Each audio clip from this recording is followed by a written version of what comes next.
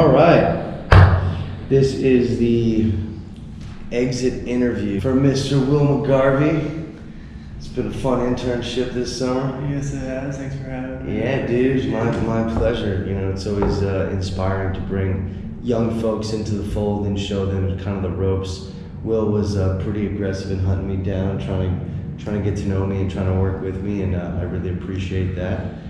You know, if you have any words on how you ended up getting the internship. Yeah, so just to start things off, close friend of both of ours, actually my mom's employer, but took us on a once in a lifetime mission trip to the Dominican Republic, and I ended up sitting next to him on a bus, talking to him about football, and now I'm here sitting in New York City on Fifth Avenue. So.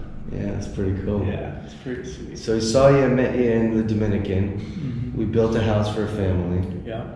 After we built the house for a family, we kept in touch a little bit through Instagram. And then I was in Lake Wawasee last summer, mm-hmm. and I saw you when I got off the boat when I was going to the Frog. Yeah. And yeah, that was cool. And you're like, yo, bro, I want to work with you over the summer. And I'm like, all right, dude, you know, hit me up, bro. Yeah. And you did, mm-hmm. and you know, you kept following up with me and staying in touch. And you know, I like that persistence in anybody who's going to work with me, because it shows that, you know, you have what it takes. You gotta be okay with, you know, rejection or people not getting back to you, especially when you're young and starting out. I think you did a great job of being persistent and following up. So hats off to you on that. Long story short, he started probably 3 months ago. I don't even remember the exact date, but we were at a different office. We were 95th Avenue, which is the Compass global headquarters. Since then, we moved to 110 5th, which is 2 blocks north on 16th Street. We're on the 3rd floor. This office is tricked out. We've had some pretty cool advantages. We have free food. Will's been eating all the food for free, even though it's not for agents. He's not really an agent. He's an intern, so he qualifies.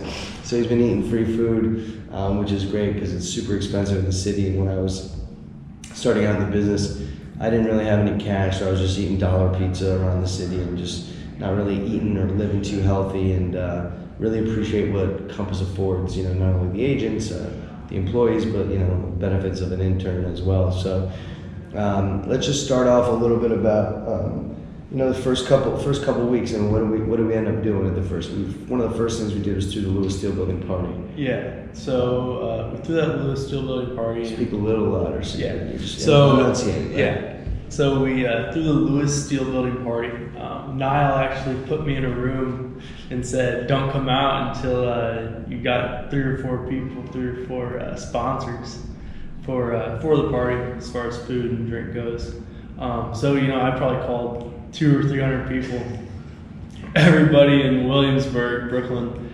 So yeah, that was definitely it was a wake up call. You know, like, especially like knowing that my ego definitely, I got shot back down to reality and really realizing where I was in this world and how big this place really was. Because some people didn't want it; they couldn't believe I was calling them, asking them for free stuff. So you know. It was just cool to see that, and you know, just the experience and all, you know, throwing the party. The amount of work that goes into throwing a party. I mean, we put that party together in roughly 2 weeks. We had almost 400 people show up, and I mean, just talk to me about what you saw in terms of the process and like how we did it. So yeah, we needed sponsors for the party. We needed people to give us free stuff so that we didn't have to spend any of our money. Will did a great job. He called everybody. I taught you how to organize information on a spreadsheet, you know, save passwords, you know, dial all the information in, which I think he did a really good job of. But talk to everybody about like the process that you learned about how to throw out a party like that and of that scale. Yeah, you know, there's so much to it, and especially with the fact that we were doing it more as a promotional factor for the building and as a rental building. So everything just kind of goes in together, you know. So as we started out, let's see, what did we do? We did a lot. I know that. Okay. We had to get sponsors, so we organized all the sponsors in a list. He made a list of all the people that you called with notes about all those people. I made sure that you kept following up with the people that were hot, all the people that said no. We just dialed in like the spreadsheet and the general organization of that. Yeah. Then we had to figure out what kind of supplies we needed to make the party look dope. So we had to buy inflatable, swans and big blow-up balls, all kinds of crazy things. And then we had to blow them up. And then not only did we have to do that, but we had to get the email list going. And then we had to start emailing the tenants, emailing our friends, letting them know what was happening. I even was a little nervous about the amount of people that were going to come, so I made a promotional video based on the videos that I made the year prior to pump everyone up. It was about a minute-long video about the next day to ensure that people would come, and I literally text messaged over 60 people, one by one, the link promoting the event. That was on Friday, and the event was on a Saturday. Before I did that, Will and I and Marie and Samir all went to the Lewis Steel Building in order to prepare. So not only do we have a lot of emails going out with the sponsors and the vendors that we had confirmed, but then we had to literally manually blow up all of these inflatables, which was a little crazy. I didn't realize what we were getting ourselves into, but we were literally just blowing these things up one by one. Will, I think he went blind at one point. Yeah. Thank God he's got big lung capacity, and he was just blowing those things up. So that was a great job. Yeah. But sometimes it takes just general hard work. I mean, that wasn't easy putting that thing together. Making the step and repeat. Remember, we had to call the people about the step and repeat banner. It was we had to get the step and repeat banner. We had to design the step and repeat banner. We got the step and repeat banner the day before the event happened. Then when we got it, we had to decide how we were going to put it up, where we were going to put it up. We moved all the furniture on the roof, and you played a big part in that. So it was good that you got to see it. Plus, when the event actually happened, that was great because you got to see how cool it was, and what kind of parties that I throw. And one of the other great things that I think you learned was I gave Will the DJI Osmo to record during the party. He recorded for 2 straight hours. Unfortunately, he didn't hit record, so we have a lot of lost footage there. I talk about being dialed all the time, and that's one of the most important things is always belt and suspenders, right? When I say belt and suspenders, I mean always wear your suspenders, because if you lose your belt, your pants are still up. You never want to get caught with your pants down, right? So belt and suspenders, double check everything. Even if you don't think so, just do it again just to make sure, because you don't want to do something like that. So we lost a lot, but we also learned a lesson about it, so that's okay. From there, we started to migrate, right? We started working on vlogging. So, we also worked on Photoshop. You didn't really have much experience in Photoshop. You didn't have any experience on how to put together a video. And then I started, putting together the videos, or my first vlog was about the Lewis Steel Building party that we threw. So maybe you could walk some people about learning how to do Photoshop, learning how to do vlogging, and then what that led to next, which was just a general entrance into social media and social media marketing, and kind of bring us from that point to kind of where we are now and what you've been learning. Yeah. So as far as Photoshop goes, that was just a big learning curve. I started off doing thumbnails for Nile's YouTube channel and all of his videos. So I started off there. It was a huge learning curve.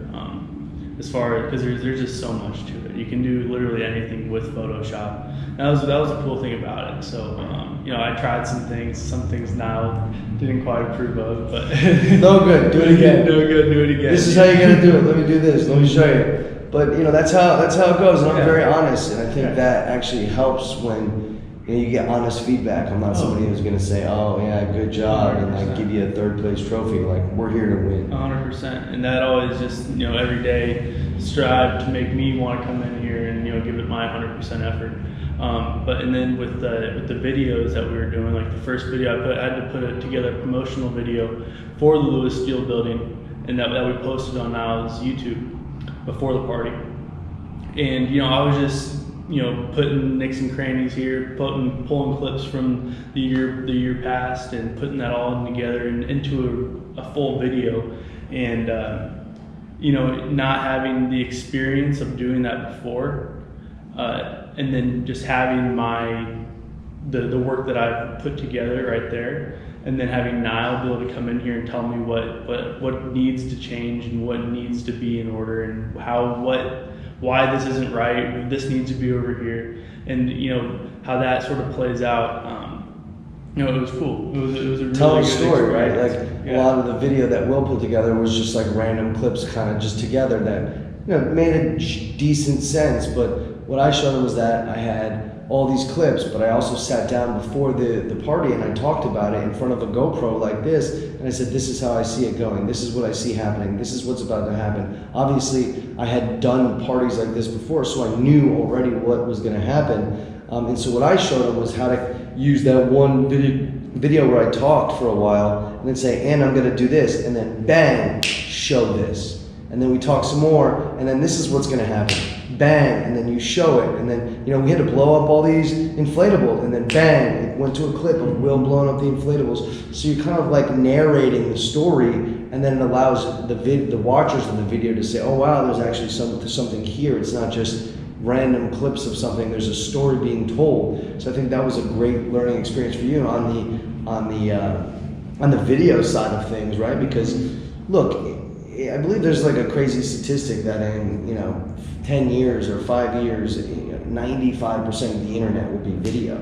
Video is the king of content, and it's really great that you're able to learn that now.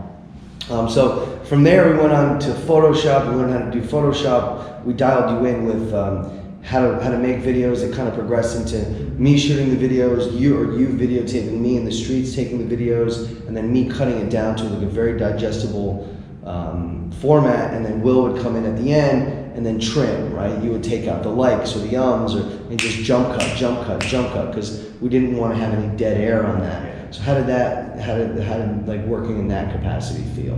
That was really just like when people talk about breaking down film, like I always thought that like like filming like action sports or doing something like that. Okay, like you got a cool flip, you got a cool clip over here, you got a cool clip over here. Okay, like those are cool videos. Yeah. But when you're actually recording something and actual content and putting it together, that's actual editing. That's like the true editing aspect of it. So like when you're taking out 0.3 of a second or a millisecond, whatever you want to call it, that's a lot of time inside of a video, and like you don't realize that, like especially when like prior to this experience I had no idea. Talk about audio. Audio is crazy too, Even harder than video. Even harder than video, yeah. So because you can be listening to something and it can be on one clip, it can be, it can be 100 decibels or whatever, however the volume metric goes. But and then it could be 200, but it could still be at the same level. So you got to even that out on both sides so that the video just flows naturally and at the same level all the time. So you constantly have to be listening to the audio levels, adjusting the audio levels, making sure that they flow smoothly, that there's coherence, that there's not, you listen to a great video and then it just like wrecks your ear. You got to really be mindful of all that, and I think Will did a good job learning how to do that on the fly, picking it up. So then we started out. We went from like YouTube. Working with my YouTube channel, I have a lot of subscribers. I started to get a lot of traction with the YouTube, and then we started saying, all right, I purchased one of these social media marketing courses, Facebook ads and stuff like that. We have that here at Compass. It's great. It's super easy. They have a whole team that does that. But my philosophy is if I'm gonna do it, I'm gonna do it, and I'm gonna own it. So, I said, Will, I bought this class. It was a couple $1,000. I said, your job is to take this class and just sit here and learn it and build ads. So I started making vlogs every week. I started dropping them on Instagram. I started dropping them on YouTube. Started to get a lot of traction. And then what we started to do was actually run ads to promote that. And maybe you could talk a little bit about like, the Billie Jean experience. So watching Billie Jean, I'd really suggest to whoever's going to be watching this. But it's really, really good. Anything that you need or anything that you think that you can't learn, it can be done. That's really what this experience has done for me. Just showing me that there's nothing that I can't attack. Nothing I can't attack. And there's nothing I can't do. It might take you 2 hours, 2-3 hours to get it done. 2-3 days? I didn't care if you were doing nothing. For 1 week, I was like, I don't give a shit if you're doing absolutely nothing. The only thing I care about is that you learn how to do this the right way, right? And there was a learning curve, but you figure it out. And it's 2019, and there's YouTube, and there's courses. If you want to do something, you could do it. You just got to put your mind to it. And I think you were able to be in a safe place to learn how to do that. And you put your time in, and you learn how to at least go through the process and learn through the courses of Billie Jean. And I didn't want you to reinvent the wheel. I said, follow it exactly. Mm-hmm. We started running ads. Maybe just talk a little bit about that experience. Yeah. So, it was really cool. And especially getting to look back and you get an email. You run an ad. So we were running Google ads, we were running Facebook ads, and Facebook owns Instagram. So, it was running all across the board. Every social media you could think of. Besides Twitter, we weren't running on Twitter. But who gets on Twitter anyways? Nobody.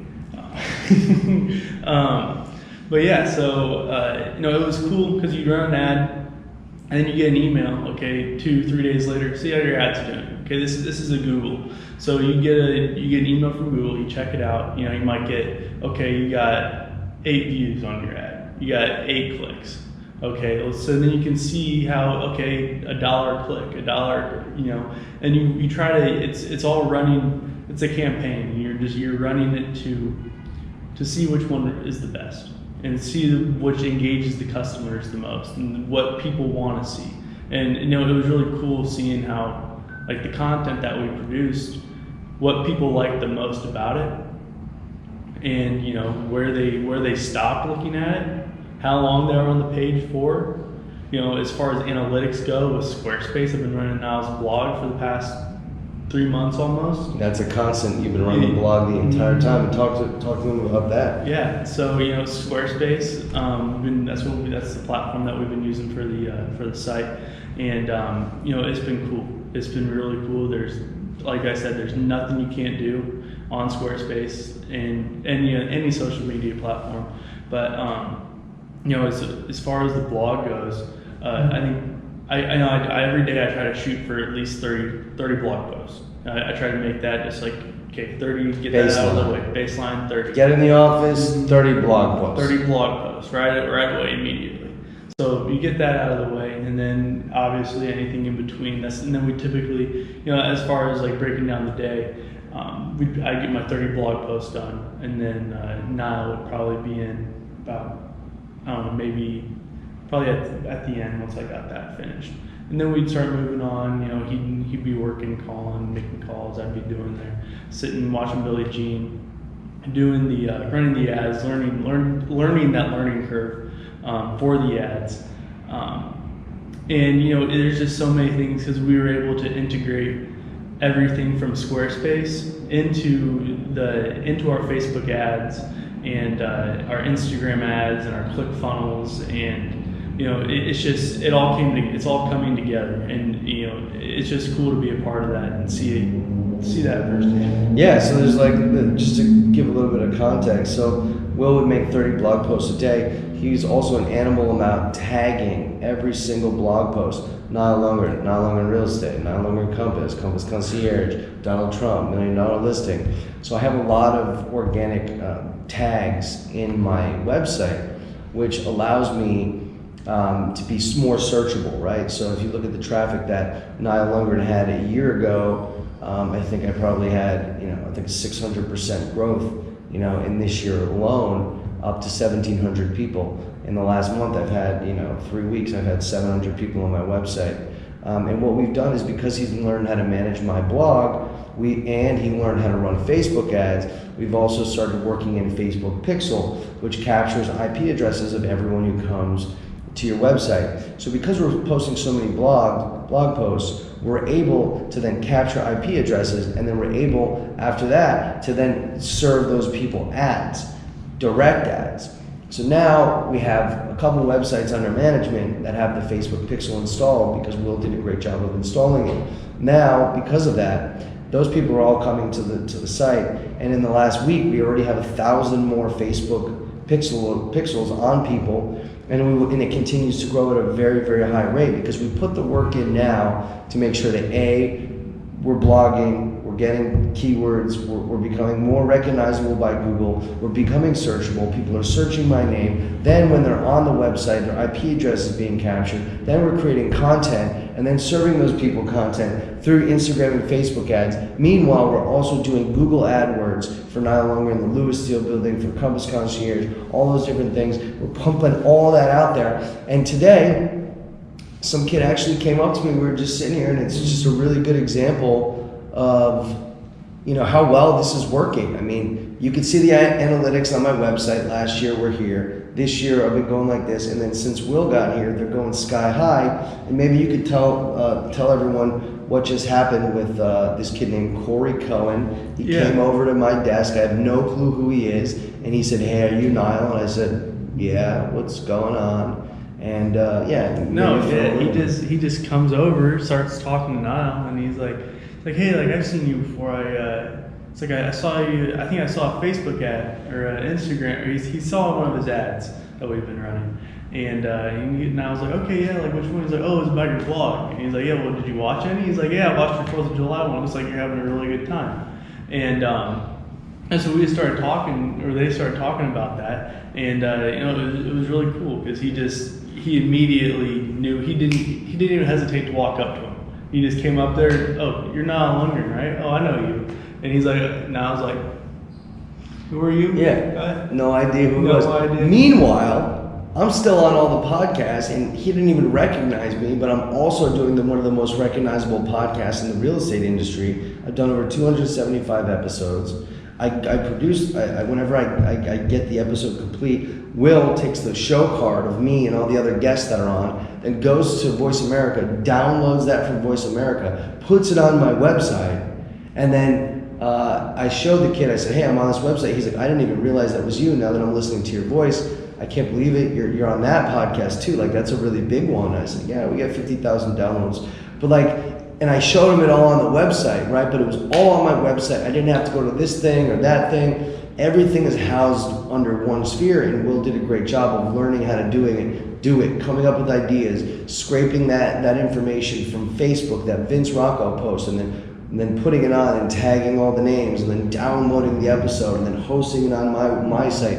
That's a lot of work, but once you see, I know from a really small level, and if you first got to here, and I'm like, all right, I want you to do this, I want you to do that, and I didn't even know really, I had an idea of how to do it and where to go. I've done a lot of research, I listened to vlogs, I listened to podcasts, but when you start doing it and then you see it coming together, I don't know how much you thought. Did you think any of this was coming together at one point, or were you like, "Yeah, maybe"? There's some days are better than others. Yeah. Especially when some days I feel like I got a lot done, and then there's sometimes I feel like I sat there in front of the computer trying to figure something out, and there's a lot of you take 5 steps forward, and then you might take 2 or 3 more steps back. What just happened right now with the ClickFunnels? Yeah, so Nile and I were working on a ClickFunnel to put on the Lewis Steel Building website, actually. And, we got it. It was looking great. It was looking really good. We got Nile up there. He was in his plum suit. That's besides the fact, though. But he was like... You took that picture? That was dope. Yeah. After work, sometimes Will and I will go out and make him take pictures of me. Some fly ones. Yeah, so we were sitting there working on the ClickFunnel. Everything was coming together really nice. It was looking good.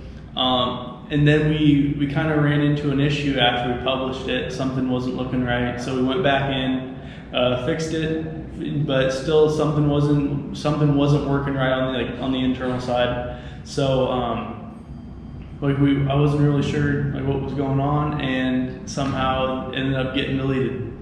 Crashed, deleted, everything we've been working on for the last hour and a half is gone. So, he was trying to do it. He's like, "No, I feel bad. I want to do it." I'm like, "Look, let's just go in and shoot the exit interview. Let's not worry about it. I'll work on it tomorrow." At some point, when you do take a lot of steps forward, now you know how to do it. And you take a step back, relax, take a day, take a moment, and then go back with a fresh set of eyes and then do it again. and that's where I think you're at right now. So we're going super deep. I mean, we're now working on ClickFunnels, and instead of filling out an online Work with Nile submission form on my website, a Lewis Steel Building website, it's now going to go through a ClickFunnel, which will then prompt an automated set of email chains. We'll also put people into my Facebook pixel, which will allow me to serve them ads, and also service them however they come to me, right? So it's a lot, but when you start to see it all kind of come together, like we're in our final week right now, and it's really starting to come together. People are really starting to recognize me and what I'm doing, which is the whole idea as a real estate agent, is to build your awareness so that people, when they think of real estate, they think of you. And I think Will's done a great job of really helping me along that process. Not to mention, you've been sitting there watching me, how I do deals, and I really am no nonsense, and that's kind of the way that you have to be. I don't know if you have any thoughts on like how I present myself from like a deal standpoint. I know we just covered a lot on the social standpoint and awareness, but is there anything you've learned on that standpoint? Yeah. As far as deals, Nile actually let me do a showing one weekend, and that was really cool. And I had to watch a couple videos. But really, you just can't take any shit from anybody. Like you gotta be head honcho, especially when you're dealing with someone else. You gotta remember that you're in control Always. and you gotta be patient. Patience is key, and that's something that I've really trying to work on, because Nile is like, whether you might get the crazy eyes sometime, but he's still he's one of the most patient people I've ever met. Like I could be wound up over something that I'm doing. He'd be like, hey. Like it's fine. It's